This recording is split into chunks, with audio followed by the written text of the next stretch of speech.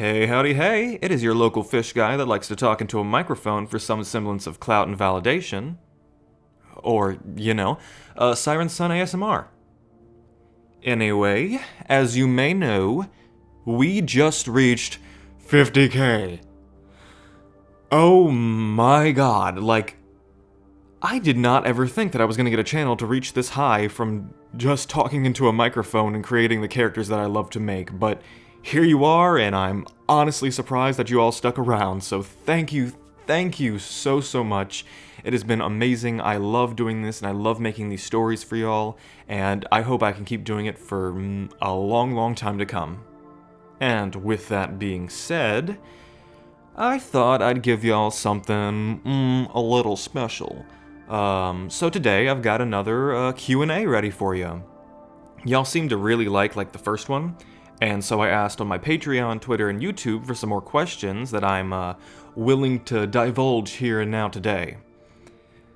So without further ado, we will start with my patrons because I love my patrons, and I would give the world to them, but since I don't own the world yet, I will start by letting y'all go first.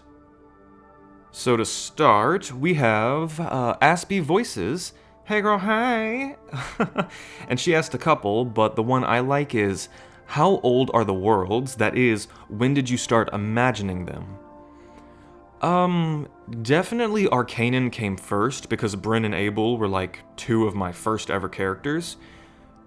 And then I think it was Earth, because when I was 12 or so, me and my twin created Sapphire City before West Haven, because it was supposed to be the setting of our own superhero vigilante universe, and we had a whole bunch of superheroes and supervillains lined up, and Sapphire City was supposed to be the place where it all centered around. And then as we grew up, we kind of left that little childish thing behind, but I still liked Sapphire City, so I built West Haven in the same idea universe as Sapphire, and then basically connected the two. So these are the school way off in the countryside is West Haven, and then the big city is Sapphire City. And so it's sort of all still commingling, and I really like that. And then after that came Grestenfell, which is my D&D world, because I only got into D&D a couple years ago, and I got into it hard. So, yeah. And I hope that answers that question. Next up, we have Vidal Toral, and they ask, out of all your characters, which one is the most difficult to make? That is going to have to be, at least now, Thresh, because two major reasons. One, his voice is great, don't get me wrong, but if I do it for, extended periods of time, it does start to, it starts to make me a little bit parched, and definitely, is uncomfortable.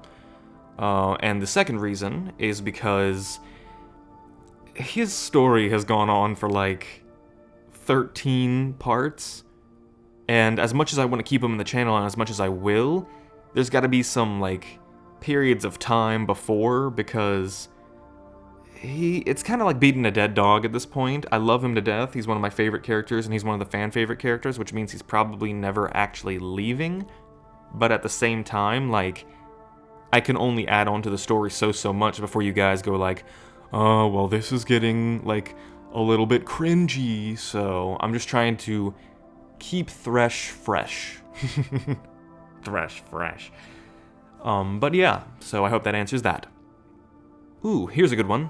Angel Wings asks, where did you get your inspiration for the Half-Bloods of Altera series? Simple. I have always wanted to be a merman ever since I knew what the ocean was. I want to be fishman. I want to swim. I want to be fish. So, definitely it came around making a world center around kind of that fantasy where I'm this merman, and then there's this world of half animal people, so that has a little bit more room to work with, and then it just kind of snowballed from there. And I'm really pleased with how it turned out, because it is probably going to be one of my favorite stories I've ever made. Aside from that, Aces Abound asked, are there any dormitories at West Haven? I know some of the characters live with their families, but people like Judah said that they moved to live there. So is there going to be some kind of living accommodations?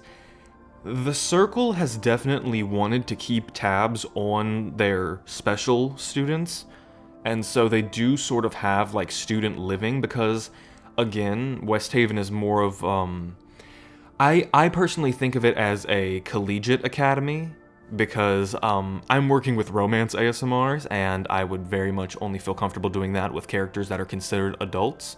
So again, there's that.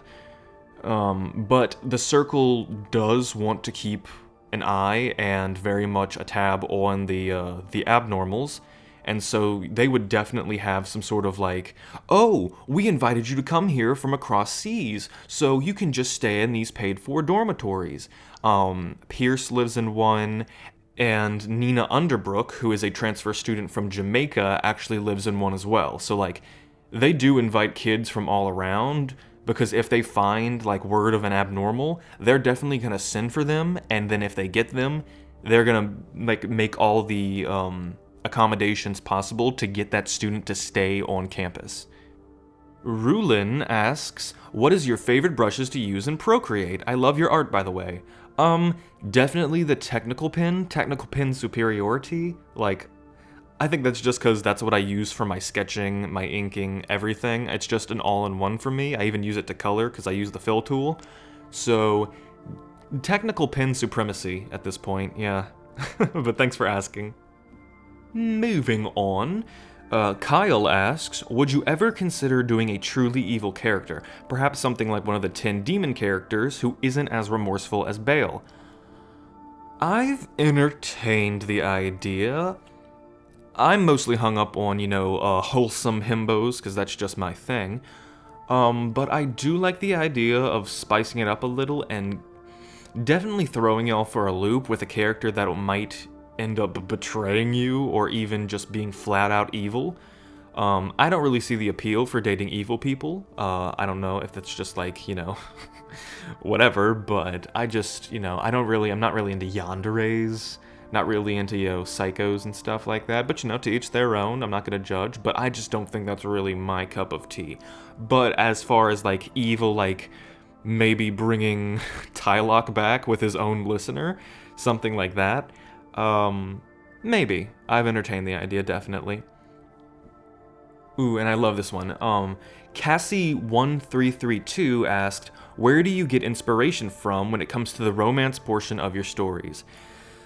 Oh, I consider myself a hopeless romantic. And basically, I just pull these little blips of like, ideal romantic scenarios out of the blue. Sometimes I'll have like a dream where it's just kind of like the most Hallmark shit you've ever seen, but like mixed with high fantasy. And, just really, really wholesome stuff. That really gets my heart melting. And so I usually just port stuff like that over, or like ideas over. Like, hell, I'll be in church praying to Jesus, and then I'll get the idea for like a steamy romance, and I'll be like, oh my god, what are you doing, God? So, yeah, there's that. So yeah, I just kind of like port it over to videos, make a character that fits into one of the worlds that is ideal for that scenario, and I just want to share that sort of romantic plot with the people who might be interested in it, and it'd make a great video. So yeah, just the boredom of a hopeless romantic. That's where I get my inspiration from. Okie dokie, I think that'll about do it for the Patreon questions. Next up, I'm gonna try the twits. At Poisonberry Draw asks, would you ever consider doing voice acting for video games, movies, anime, etc. after YouTube dies? I would love to. That would be a dream come true, except I would definitely need to go to like some form of training, because there are still things about like how I voice act on my channel that are still very unprofessional, and I would need to like get professionally coached to even be comfortable doing that for like a buyer or a client. So yeah, it's definitely like I would love to 100% be a character in some big form of media. I would just need to know how to be like less breathy and how to take the clicks out of my tongue and specific, like techniques to make my voice sound more clear. So I would definitely need professional training before I can consider myself professional, because I'm only self-taught here, and this is just what I do for fun, along with my art. So, but the answer to that simply is yes, I would love to, but I would need to be comfortable with my own talent before I did it for, like, money. At EmilyCR1835050 on Twitter asks, names. I need to know how you come up with most of them. As a writer, this is one of the most painful tasks. And 2, they ask, what is it like being awesome? I'll go ahead and knock out that second question first. It's really hard, okay? Like, people constantly need your attention, and, like, it's really lonely at the top, and, just being amazing is just a lot of hard work. Anyway, back to names. Honestly, whatever sounds really hot at the time. I know it's very simple, but, I like to go for when I'm doing, like, a big, grungy male character, give him a big, grungy male name, like Duke, big himbo bullman, Duke. Like, just fits. I love it. So definitely name your character something hot, but that's still, like, is thematic for the character. That's my advice. It also takes me hours, so you're just gonna have to deal with it sometimes. Angel Wings on Twitter asks, what got you first interested into ASMR? Again, hopeless romantic. Enough said. Ooh, G Akutabi on Twitter asks, how are you? I'm so sorry. But other than that, I'm pretty good. Moving on. Happy Poppy asks, favorite animal? Baby red panda. I will not change my answer. Thank you. Sienna Garcia asks, what is your favorite part about recording and creating a new story? 100% fan reactions. You do not know how often I go directly when the video releases and refresh the comments just to see what everyone's saying. Like, it gives me my serotonin boost of the day. I feel valid, I feel seen, I feel heard, and definitely, I feel happy when I know that you guys like it as much as I liked making it and creating it, so it definitely makes me happy. And, I am not answering that. I forgot this was Twitter and that 13-year-olds and psychopaths, and sometimes both, use this app. Okay, we're going to YouTube. Okay.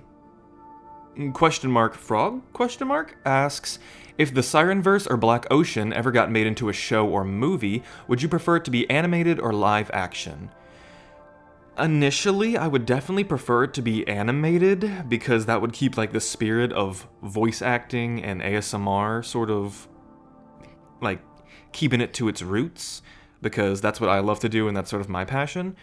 But I do, every now and then, have, like, this little idea where I'm like, what if I could just pay a whole bunch of, like, hot actors to basically get professionally made up to look like the Divines and stuff? And, that definitely lives in my brain rent-free, because I want to see what Kel looks like in real life as much as the rest of you do. Moving on. Darlin asks, do you prefer doing storylines where the characters slowly fall for each other, or where they're immediately swept off their feet? It definitely depends on the character, because if it's like enemies to lovers, I want that shit to slowly sink in, and then for them to, like, realize that, oh crap, I hate you, but I love you, and then, like, have that weird, like, realization where you're like, oh, and then, it'd be, like, completely beautiful and wholesome, and then, you kiss. But, I definitely like a sort of strangers to lovers as well, where it's just kind of like love at first sight, and you know that, and it sort of unfolds from there. So it's definitely depends on the character and the theme I'm going for. But personally, I would prefer a slow burn where you slowly realize over time that you love each other, and yeah, because hopeless romantic. You guys are learning a lot about me today. Next up, Leonardo DiCappuccino. I don't know why I find that funny. Leonardo DiCappuccino asks, do you do your own art? Yes I do. All the art that you see in my thumbnails, all the characters, it's mine.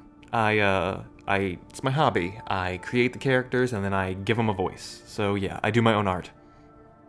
Amanda Van Duzen asks, your stories have helped so many through the pandemic. My question is, how did you and your family deal/cope to survive mentally? We live in the South. Moving on. Tokyo Girl 345 asks, late to the party, so I apologize if someone asked this, but what inspired you to make the characters/worlds you've created, aka films, books, comics, music, art? Definitely J.R.R. Tolkien's Lord of the Rings. That is a big inspiration for me. C.S. Lewis, Narnia, another big inspiration for me. I love high fantasy, elves, orcs, dwarves. That is right up my alley. What's something else? Yeah, just stuff like that. Mainly Lord of the Rings because I love me some Lord of the Rings. Ideal first date is binge watching all of the Lord of the Rings. Yeah, if you haven't seen Lord of the Rings, that is a must for me. So you have to watch that to understand me as an individual. So it's a big part of my creative ideas because I want to be the next J.R.R. Tolkien. I want to be the next C.S. Lewis. I want to create a fantasy world that becomes so amazing, so engrossive that you just want to be there with every fiber of your being. And that is my goal as a writer. So, yeah. Love Wolf asks, hey Siren, love your videos. Which celebrity would you see your characters being played as and by who? Ooh, that's a good one. Let's do some fan cast. If you have any, leave some fan cast in the comments.